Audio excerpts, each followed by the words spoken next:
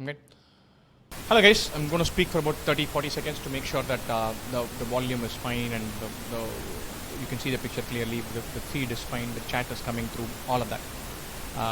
And then we're going to jump in and say what should we do starting, say, today. What should someone who's been preparing for a while, what should they focus on to get for doing something crucial, important in the last 110 days, and someone who's starting now, what should he or she do? We're going to focus on both of that. We're going to talk about Mocs. We're going to talk about the temperamental check.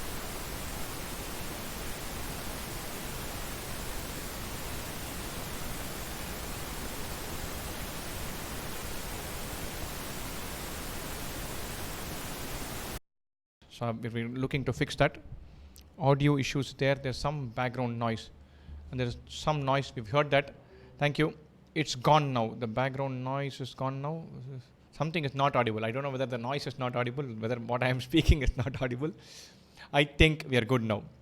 A bunch of people are saying we are clear now. We are hearing that this is fine. Wonderful, wonderful. Thanks a lot for the feedback, guys. It's really, really, really useful, so that we know what's happening wrong.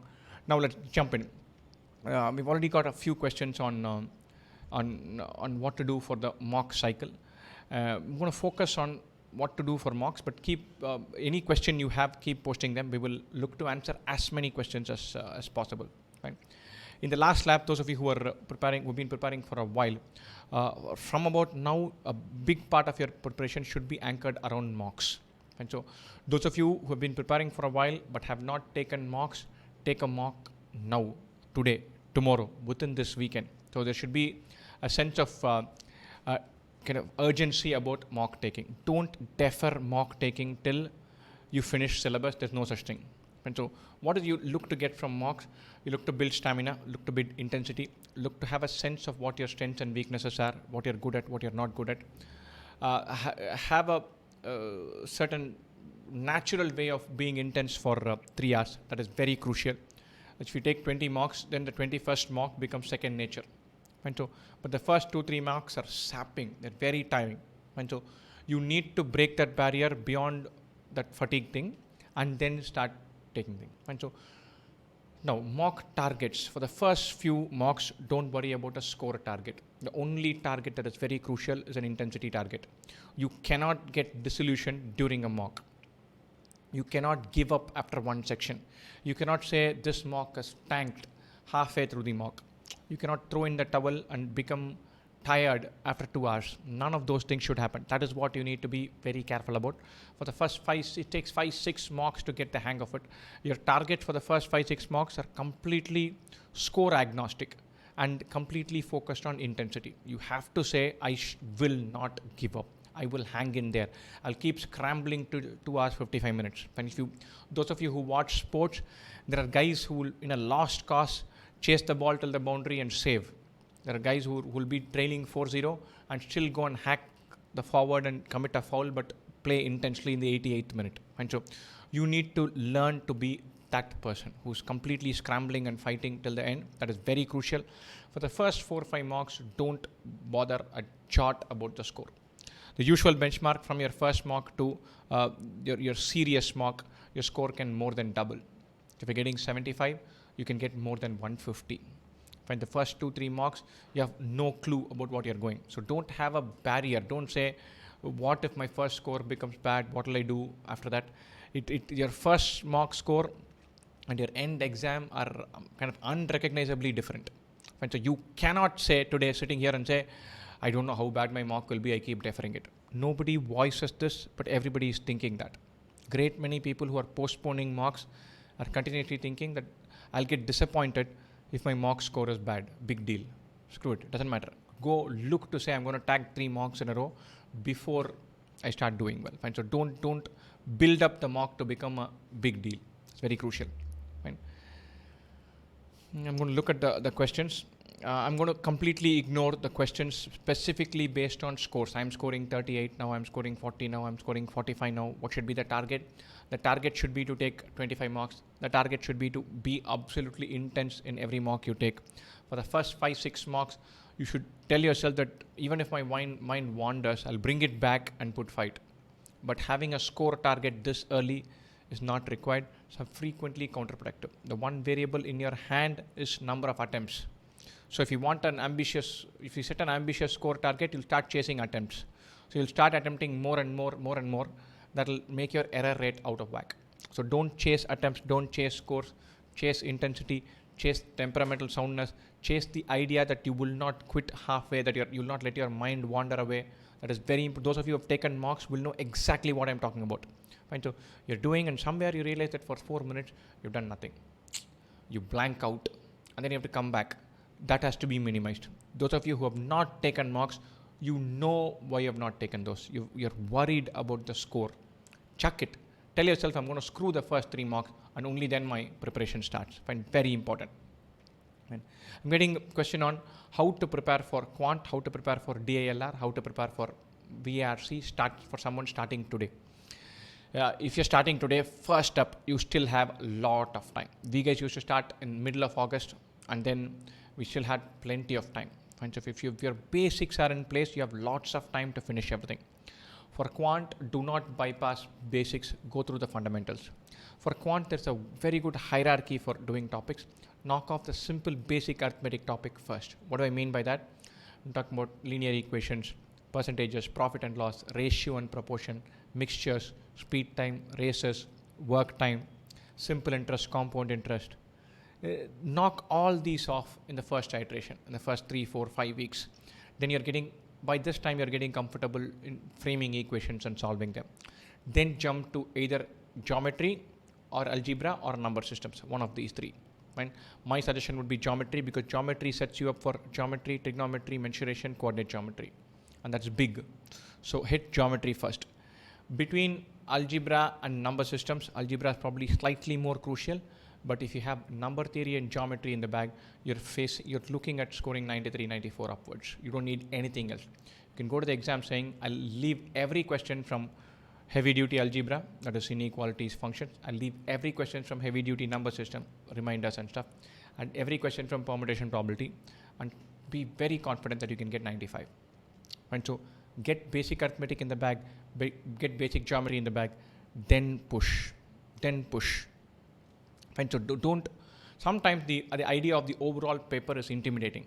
And once you get intimidated, it takes a long while to bounce back from there. You start fretting about the pressure of taking a mock, and the idea of the score, the stress of this exam.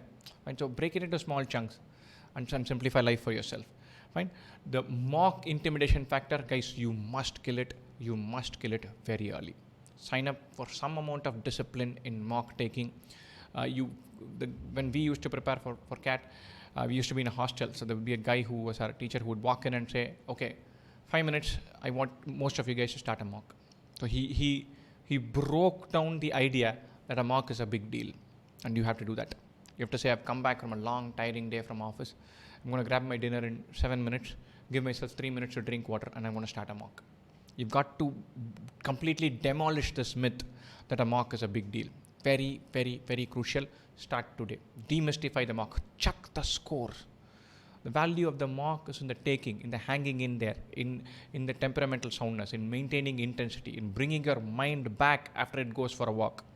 It is not about a 90th percentile or a 93rd percentile. That comes later. It does come into the picture, but not for the first 4 or 5 marks. Right? How to prepare for DILR? The first thing, the best course of action, first is to do some basics to get to know what DILR is. But the best material, hands down, in my mind, is the actual CAT papers. CAT 2017, there are 2 sessions. CAT 2018, there are 2 sessions. There are 8 sets in each session. So there are 32 different sets pegged at exactly CAT level because they are from the actual CAT. So take these, try to solve those, and then go through the solutions. Almost all of these are solved on our own YouTube channel. Long and detailed solutions are available. You can even check them out inside the question bank because you'll see video solutions and text solutions, both. And that will give you a wonderful handle on what DILR is all about and what the level of difficulty of DILR is. You'll get a sense of what is CAT level, and that's very crucial. Then look to find places where you can incorporate more variety in your DILR. DILR is unconventional, it's atypical, it's a mixed bag, there's no prescribed syllabus. So you're not saying, let me learn 10 templates and so that I can do any question from these 10 templates quickly. You're saying, let me try to figure out 40 templates so that when the 41st comes in the exam, I have the ability to figure it out. You're no longer saying, let me take in a template and crack it with practice. You're saying, let me take in as many templates as possible so that I add the ability to figure out new templates. They're two different skill sets. Right? So keep that in mind. So you need diversity, you need variety, you need atypical puzzles, you need a range. And when you're going for this range, you need to have a very clear sense of what is CAT level, which is why I would insist of the 32 that are there, do at least 10 to 12 before you go to a prescribed syllabus, because a lot of syllabus that out there, a lot of material that I'm seeing out there are easily way too difficult or way too easy. Even the way too easy ones are fine because they're at worst they're useless. But if you see a bunch of puzzles that are way too difficult, it can be dispiriting. You lose confidence. You feel like, I cannot do this in 30 minutes. In my best case scenario, it will take me 45 minutes to do one puzzle. So I can maximum attempt 4 questions in CAT. That leaves me nowhere. Why should I even prepare? And so that becomes, that fear starts creeping in if you don't have a handle on what is CAT level. And so that is very, very crucial. And so keep that in mind for DILR. When should we stop using books to study and concentrate only on test taking? Never. So your bias towards test taking keeps on increasing. But the test taking is a nice cycle. You take a test, you analyze that test, you fill the gaps. You take the test, you analyze the test, you fix the gaps. So every time you take a test seriously, in your analysis, some decision-making points will show up. You should have selected good questions, dumped the wrong questions. The intensity point will show up. Your overall strategy will, there'll be some clarity on it. And then you'll have to go and say, okay, I'm still weak in profit and loss. I'll go and hit that. I still don't have a sense of sum of the roots, product of the roots. I'll go and fix that. That's very important. Right? How to analyze mocks? Quite a few people seem to have asked that. We usually say there are 3 steps to analysis. One is actual learning. So go through the mock and then say, everything I've got wrong, I'll look at first. Everything I've skipped, second. Anything I've got right, next. So that's your order in terms of learning. Right? Then the next thing, the very crucial thing is question selection. You've got to look at a mock and say, I need to improve my question selection. However good you are, you need to improve your question selection. That means you've got to say, I will find the 3 questions in each section that I have attempted that I should have skipped. And so be very clear about what make your takeaway very deliverable, very tangible, very specific. You say in quant, I'll find 3 questions that I should have skipped, but I ended up trying. Then do the same thing for DILR, do the same thing for VARC. Then your question selection becomes better. Fine. The third point in mocks is overall strategy. What are my overall strengths, overall weaknesses? Where am I making fatigue errors? What should be my plan to get a 94th percentile, 93rd percentile? That you think, take a 10,000 feet view and think about the overall thing for say 10 minutes and then make a plan for your next mock. And you need to fill all 3. You need to find something to learn. You need to improve your question selection. And then you need to think about the big picture. All 3 are important. Right? I give CL a quant sectional test and it's very difficult and then that's demotivating. And again, once again, I would strongly urge that you guys go through the actual CAT papers, some parts of it at least, before you jump in and start taking tests.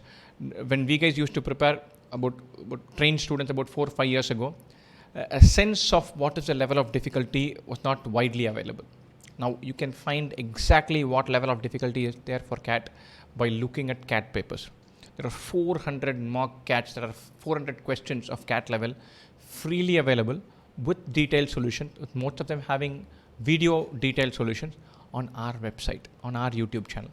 And so all of these are clearly CAT level. And so do that so that you get a sense. So whenever students take photos of questions and send them to me all the time so that we can try to solve them. 75 to 80% of the questions I get, I send a reply immediately saying too tough for CAT. Fine. So the really tough questions that are floating around in the crazier parts of the internet in the name of CAT preparation are absurdly tough. And so if that question appeared in the exam without batting an eyelid, I would skip that. So it's either absolutely wrong or it's an easy decision. Either way, don't worry about it. So you need to have a sense of what the level of difficulty is. So go through the actual papers. The actual papers are available on our website and on our YouTube channel. We'll post a link somewhere in the description. Check those out. You can see the solutions. Right? How to be motivated overall, period. So we'll come to that. There was one other question that I wanted to do on question selection. Should question selection be in order or should it be dynamic? Right? It should definitely be dynamic. What do I mean by that? There are two extremes to question selection. One extreme, I'm going to do question 1, question 2, question 3, question 4, question 5 in sequence. The other extreme, there could be easy ones in the end, easy ones in the middle. I'm going to go through the whole paper, right? And then mark questions that I can attempt and then do. Both extremes are bad.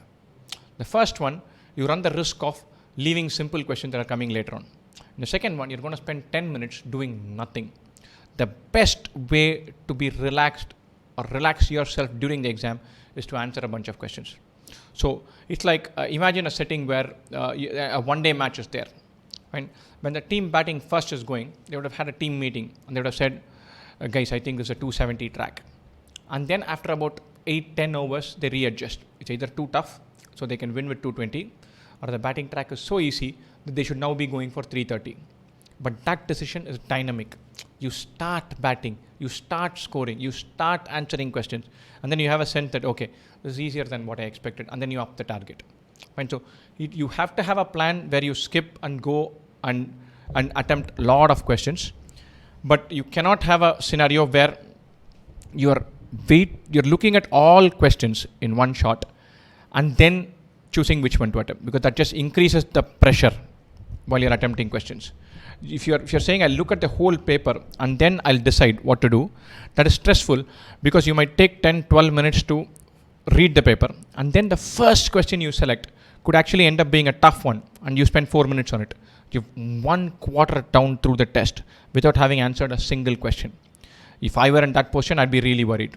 And so don't let yourself become vulnerable to that. Your question selection has to be dynamic. Right? I have planned the mock solving strategy, but I'm not able to execute it. There's no rocket science to it. It is only practice. It doesn't come in the first mock, second mock, third mock. You might have ended up having a strategy that's over ambitious. You might have ended up not analyzing your strengths, but very often it's just a question of not enough practice in the idea of mock taking. So do 5 more, do 3 more, do 4 more, and then you're good. How to stay motivated? We said we will revisit that. Have journey-based targets, not destination-based targets. Tell yourself that I will read 2 books. I will read 100 passages. I will solve 500 CAT level questions. I'll solve everything in the 2IM question bank. I will take 7 mocks in the next 35 days. Have those targets. Don't have targets which say in at least one mock I'll hit 99 percentile. In at least one section test I'll score 100 percentile.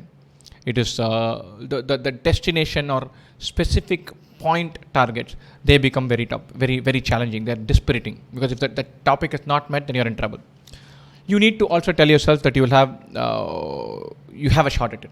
I'm telling you, take it from me, that anyone who starts and anyone who prepares sincerely has a shot at getting a good score. And absolutely no doubt in my mind, this is a certified non-genius examination. Fine. So don't kind of make this into a tougher exam than it actually is. And so keep that in mind.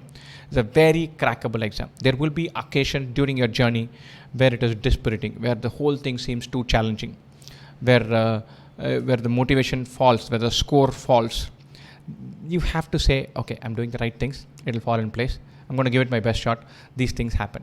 There's always volatility. And so every small lull is not a crisis. You get 93 in 3 mocks and then you fall to a 78. It is not the end of the world. All of you have seen so many instances where people bounce back from absolute lows. And you cannot be dispirited with a couple of bad mock scores. And so you have to tell yourself, I'm doing the right things. It'll all fall in place. And then make a few tweaks and then start again.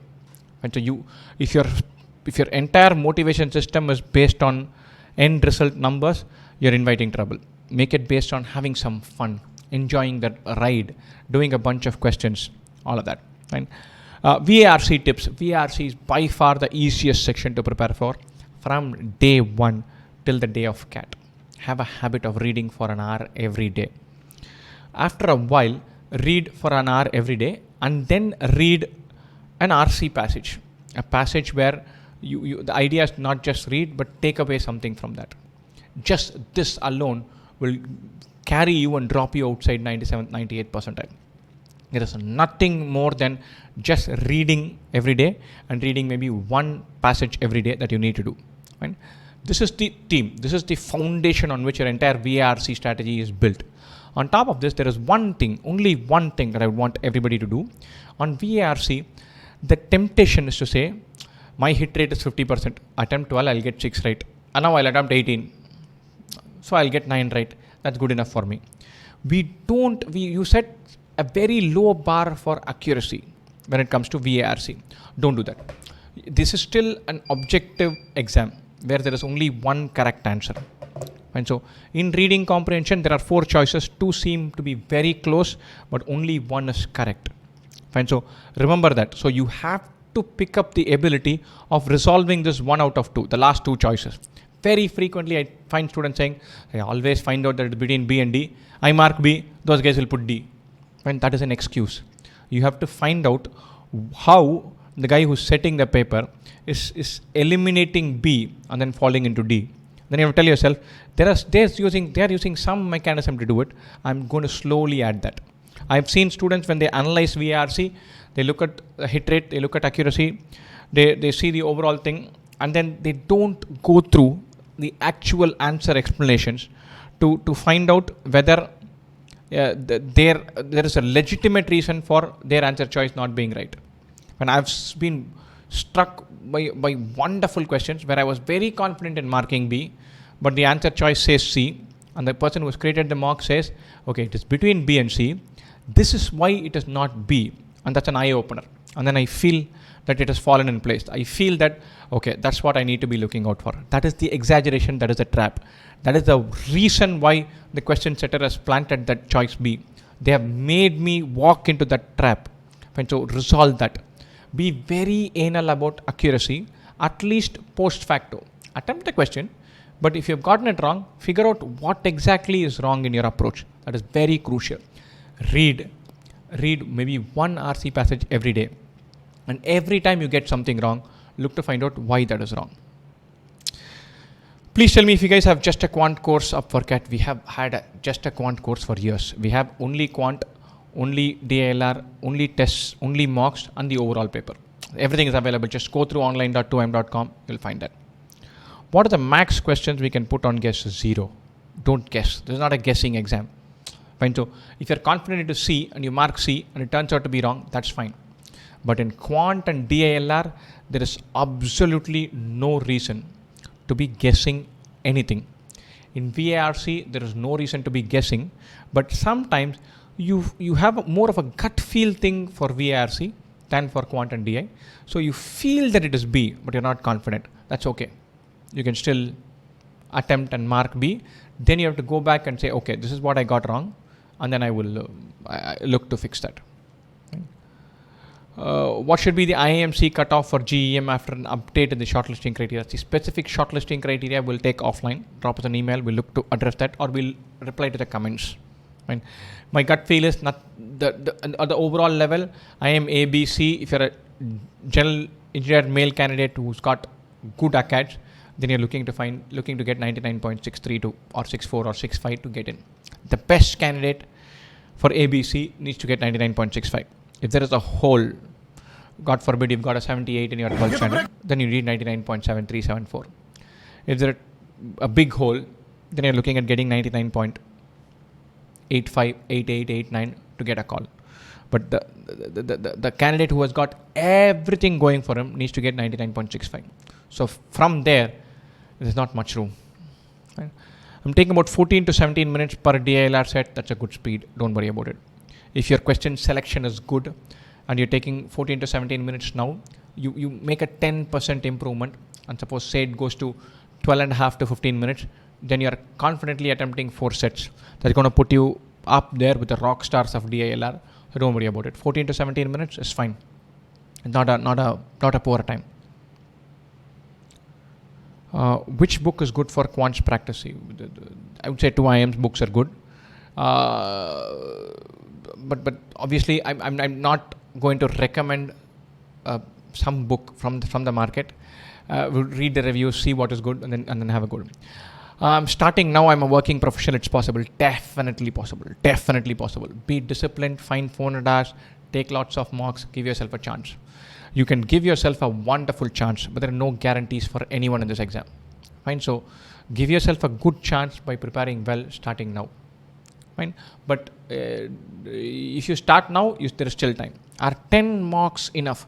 I would urge for you to go and look at something closer to 20. 10 is too small because you take 5, 6 to just get the hang of it. You're actually taking only 4 to 5 serious mocks. That's not good enough. Starting now, can I do it? Definitely yes. Fine, so definitely yes. A DILR, linear arrangement, opposite direction questions, specific questions. See a couple of examples, see if it falls in place. If it doesn't fall in place, dump it. Fine. So there could be mental blocks and bugbears for all of us. Fine. So all of us might have some types of questions that we are not good at. This is not an exam where you need to answer every question right. You can just dump those and still crack it. So don't be preoccupied with the one thing that you don't get. Look to maximize the 5 things that you're good at. Remember that.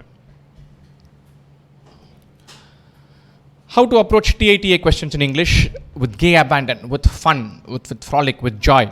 When the TITA questions come in sentence rearrangement or para jumble, they're something that you can never be super confident in answering.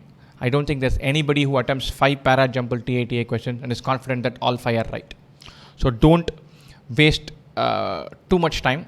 Don't put a lot of store on how well you can maximize TITA. Stick them right to the end. Solve a few questions. Hope they are right.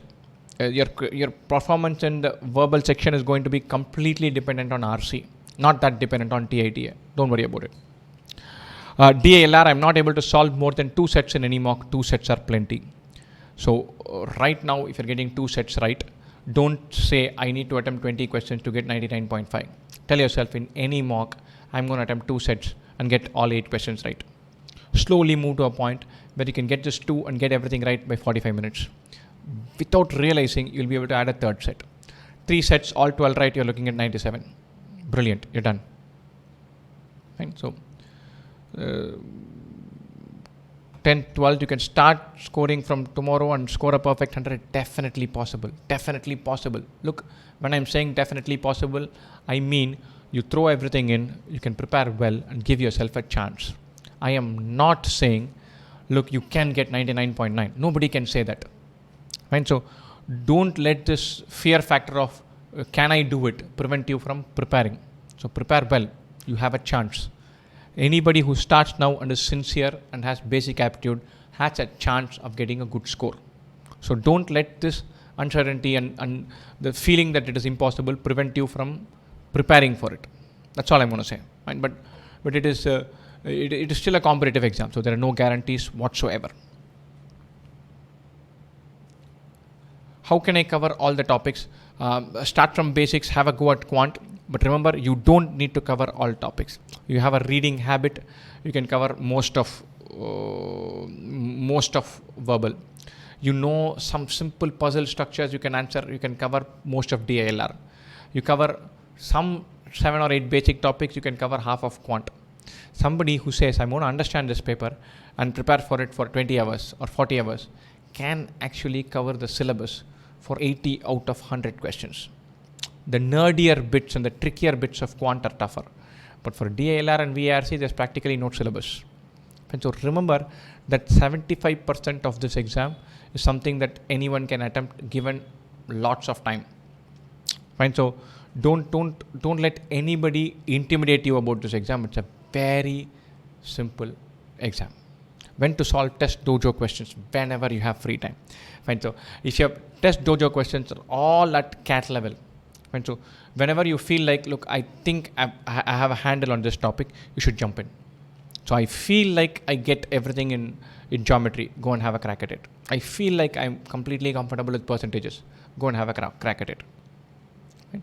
How to score good in VARC, read plenty, and then focus on improving your accuracy. These two come first. First thing, reading a lot. Second thing, focusing on accuracy, understanding why you're getting some of these answer choices wrong.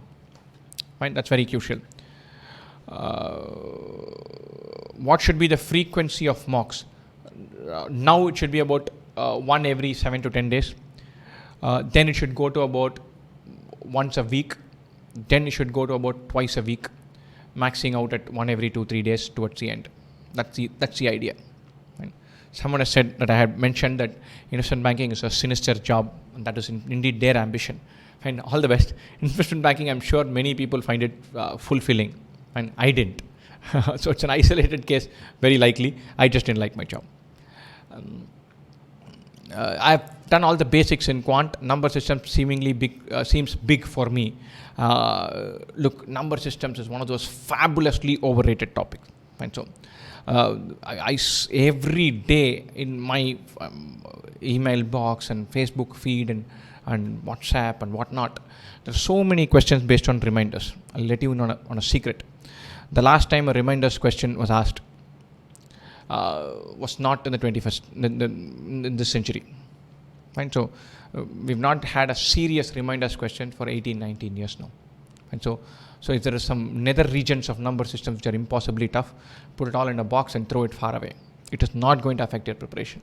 And I've had all of you know Bharat. Bharat, when he took his CAT, which he cracked, he completely focused only on arithmetic. And he nailed and got more than 95. He just said, I'm going to leave everything that doesn't come from the basic topics. And he cracked this exam.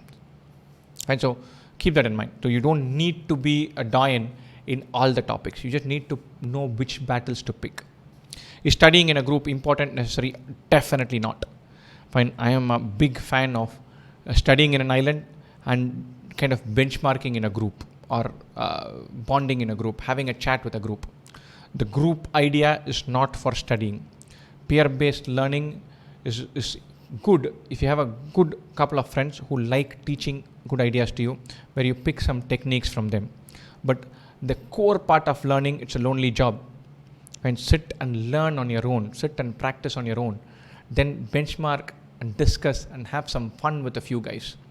So if you're saying, look, I'm going to cover percentages, and then all of you cover percentages on Tuesday, Wednesday, Thursday. On Friday morning or Friday evening after work, 8 to 9, all 4 of you sit and take one intense set of percentages tests, see how much you have scored, discuss a couple of questions, understand that one idea is very good, go on to the next topic. Learn in an island. Practice for fun with a peer group. And so that is important.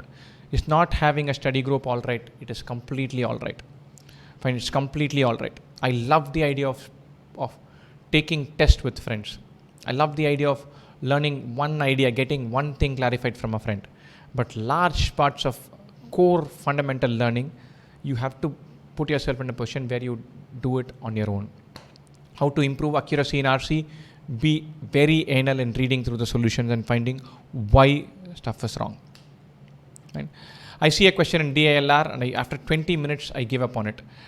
In stock trading, there is some idea called a stop loss. And so I buy a stock at 70. I think it will go up to 85. But then every experienced trader says, okay, I bought it at 70. I want it to go to 85. But if it falls below 67, I'm selling the whole lot. Then I'm saying it has gone to 67. So my 70 to 85, there is some hole in it. Maybe I'm right, but I'm going to assume there's some hole in it and then just throw it away. So you have to have that thing, especially for DALR. DALR, which is tempting, is beguiling.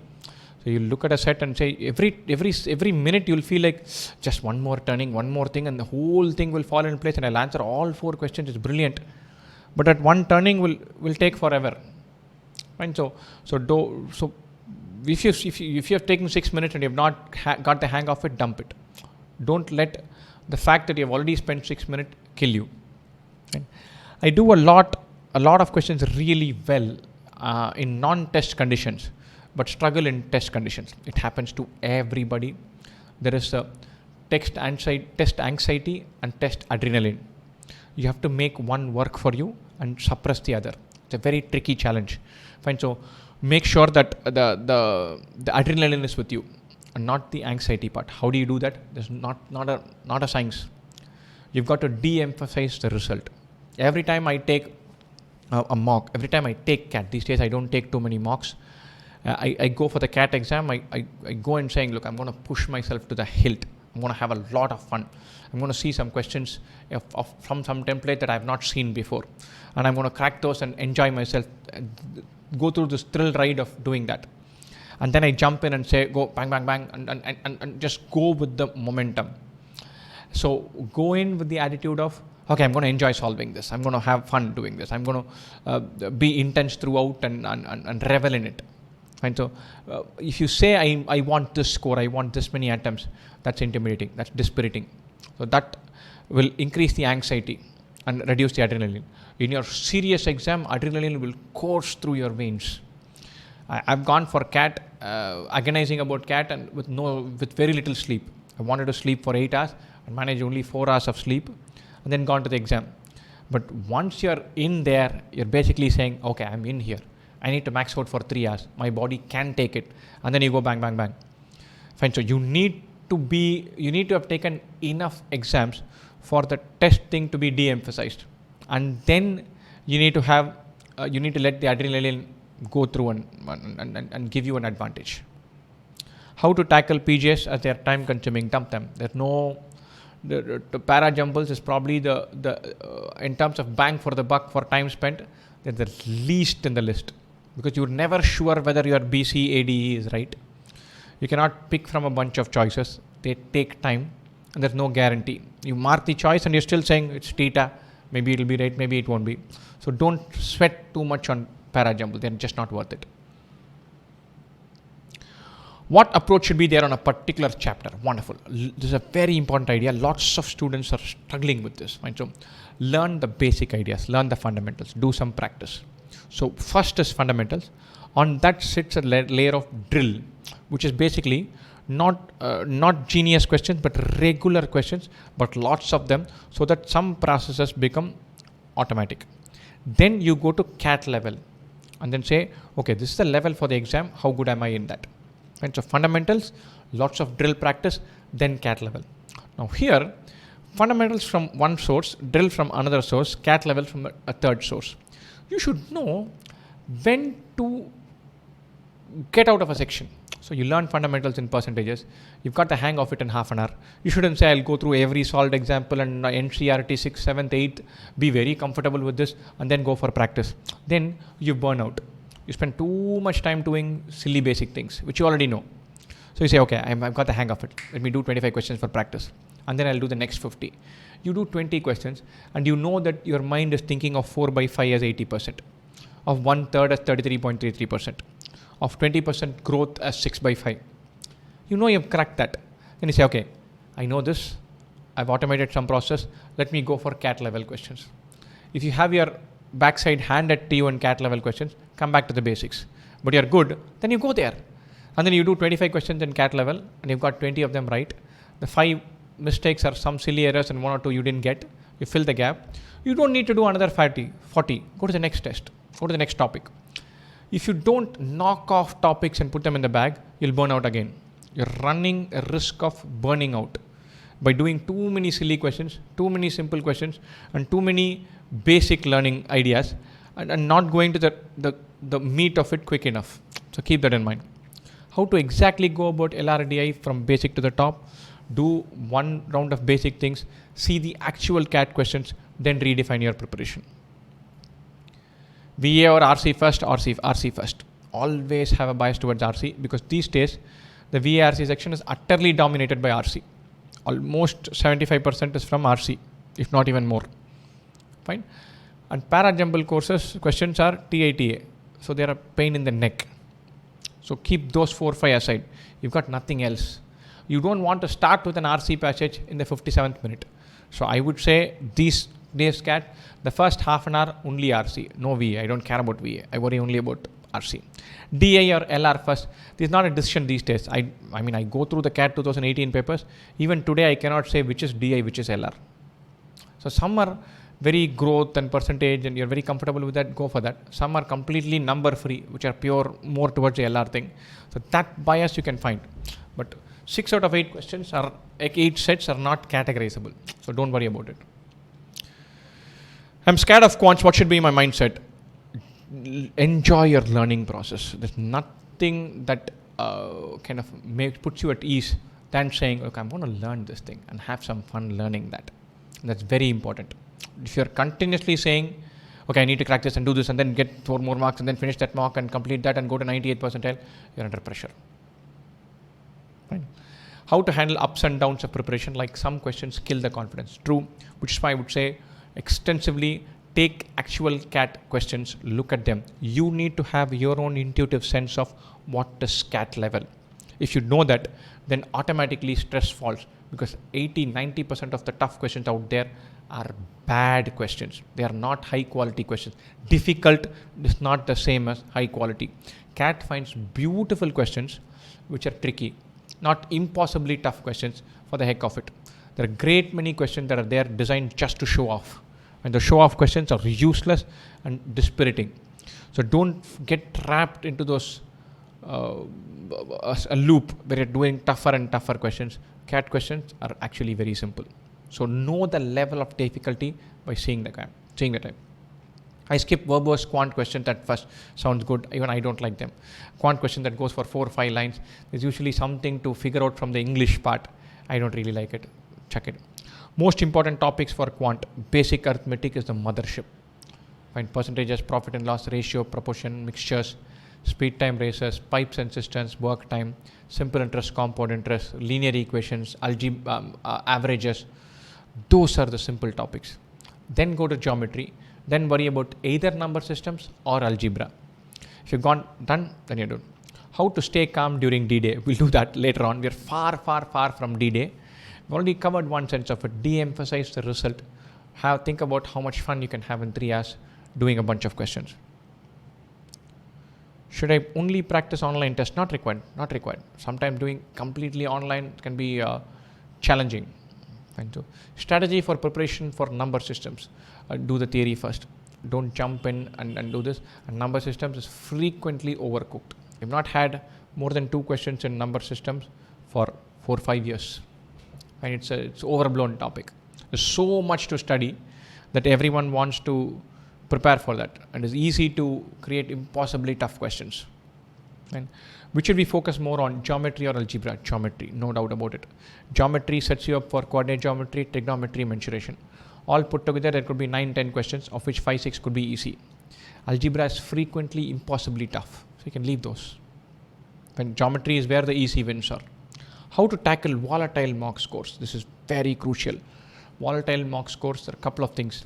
The foremost important and relevant reason why mock scores are volatile is because your accuracy is out of whack. I tell this frequently to my students. Take one mock where your attempts are the absolute pits, but everything is correct. Everything in quant should be correct. Everything in DLR should be correct. Most things in VARC should be correct. Take one mock where this idea that you can get something wrong is removed from your brain. If you attempt only 7 questions in quant and all 7 are right, only 1 set in DLR, all 4 are right, only 2 passages in RC, but all 8 are right. You get this, you put it in the bag, your entire attitude towards accuracy will change. Do that once and then you'll be good, and that will set you up for having non-volatile score.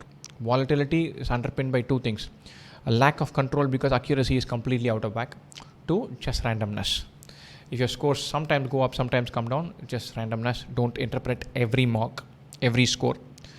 And if your accuracy is all over the place, basically if my average accuracy is 75%, that means the odd test my accuracy will be 95. In the odd test my accuracy will be 55. Your 95 test is a high score. Your 55 test is a wacky score. So you cannot aim for average accuracy of 55%. So keep that in mind. How to get a variety of good DLR sets to IIM. On the 2IIM question bank, there are 42 high quality DLR sets available for free. Fine. If they're not available already, they'll be available in a couple of weeks. 32 are actual CAT questions. 10 are wonderful questions that have not come in CAT. All 42 of them have word-based solutions, PowerPoint-based solutions, and video-based solutions. And it's on a platter. You do 42 sets. That's like 20 hours of preparation for DILR. You can pretty much cover everything in DILR from just this. After this, it's only Mocs. Accuracy is between 70 to 90% in VRC.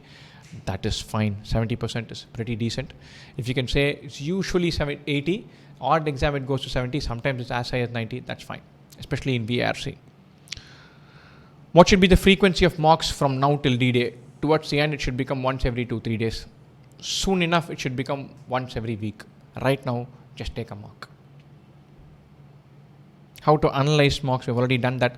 The detailed videos on mocks and define decent accuracy. Mothership. The target accuracy for quant is 100%. Target accuracy for DILR is 100%. Target accuracy for verbal, if I'm attempting 20, maybe I'm taking a mild chance in 5 or 6. So I'm very confident of 14. 5 or 6, I have 50% chance. So I'm aiming for 80, 85%. But if I'm having a bad day, it'll drop to 70%. Number of attempts or accuracy, there is no trade-off. There is no trade-off.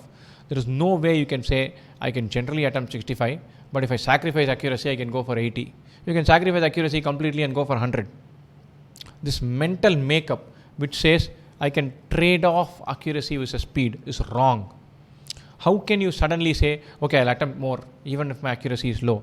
Basically, unless you mark answer choices that are wrong. There's no trade-off here. There is a natural speed in which you can do questions. There is a detail that is important. For attention to detail is important for getting stuff right. Make that a habit and then chase 100% accuracy in quant and DILR. Don't take random punts in VARC. Every time you get something wrong, see why it is wrong.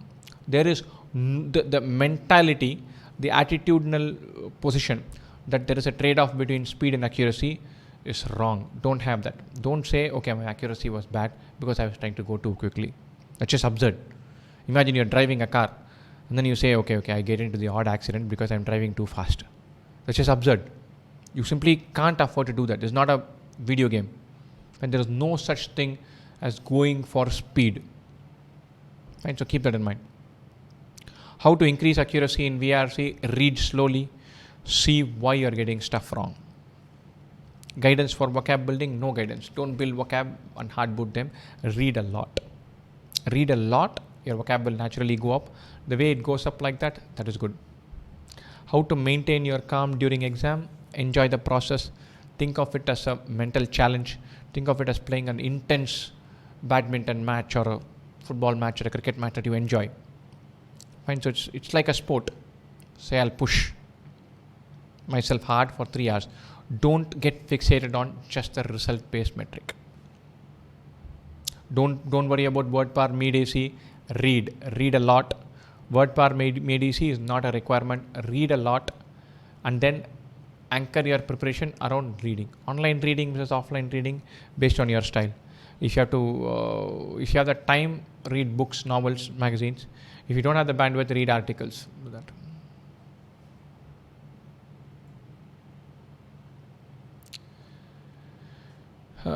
You need basic grammar for VRC, so do we work for it? Basic grammar gets built with a lot of reading. It is not rule-based grammar building that you need to pick up. And it's only intuitive grammar understanding that gets built automatically. And if you're a natural Telugu speaker or a natural Hindi speaker, you don't get Hindi grammar wrong. You don't get Telugu grammar wrong. You don't get Tamil grammar wrong. Very few of us learn grammar in our native tongues formally. And noun and verb and when Q should come and after Q, why should we put this and that? We don't do that. It comes naturally. So you should read enough and listen to enough that it falls in place naturally, not hard boot grammar. Is it possible to cover entire quant in these 4 months? Definitely yes. With 90% accuracy, what number of questions in quant section? There is no such thing as aiming for 90% accuracy. You can't do that. And so Look to attempt as many as possible at your natural speed. You can't. There's no such thing. In 2017 quant, you could have gone for 31 questions. In 2018 quant, 19 questions might have given you the same percentile. Fine. So keep that in mind. Online reading versus offline, both are fine. Whatever style works for you. Do you have IFT mocks as well in 2IM? Right now, no. We're planning to add a few actual IFT papers in there. When to worry about performance metrics? After 5 mocks. I'm going to rattle off. I'm coming to the end of it. I'm going to rattle off and answer questions very briefly. Should I prepare for grammar? No. Read grammar will get prepared on your own. I haven't started with PNC. It is too intimidating. You can check it. PNC, 1 question, 2 tops. You can get 100 percentile in quant without covering PNC. So don't worry about it too much. 4 months enough for 99 percentile? Definitely yes. It is simply said, is usually said that you should attempt at least 25 questions. Who says all these things? Who says all these questions? There's no such metric. Attempt questions that you are reasonably sure of attempting. Max out the number of attempts you can have. If I say 25 questions need to be attempted, I can go and attempt 25 questions in 3.5 minutes. I'll just mark B, B, B, B, B everywhere. Chasing attempts is going to kind of bias your mind into bad decision making. Fine, so don't do that. Any article platform suggestions? Oh, wonderful. Follow the YouTube community. Follow our Facebook group. Bharat posts an article practically every day. Which is better, doing 3 sets fully or 2 sets fully and 2 sets, 2 questions each? My bias would be for 3 sets fully because you might save some time. I take a long time to crack a puzzle, but then I take far less time in answering the 4 questions. So for me, the puzzle falling in place is very crucial. If that happens, I'm usually nailing all 4. So I like completing a puzzle. So quant is tiring, someone had said. It is. You get the hang of it, you learn with a sense of joy, have some fun, then it won't be tiring. Having been from I Hate Math Club, don't worry about speed. Don't get carried away with speed. My suggestion would be to go through the free classes on 2IM online. There is one thing that I'm insanely proud of. It is demystifying math. We take a big bolt, a big bat, and beat down the idea that math is tough. We are good for many students, but we are particularly good for students who have been part of I Hate Math Club, because we change the way people think about math. So try out the free classes from zero, learn one idea, and then you'll have this feeling that, okay, this is not so difficult. That feeling is very important. Arithmetic portion in the next 3 months, lots of practice. What was your percentile on your first serious attempt? We never had percentile numbers disclosed, and I took my first CAT in 2000. So we didn't, the data was not there. I'm sure I did really well.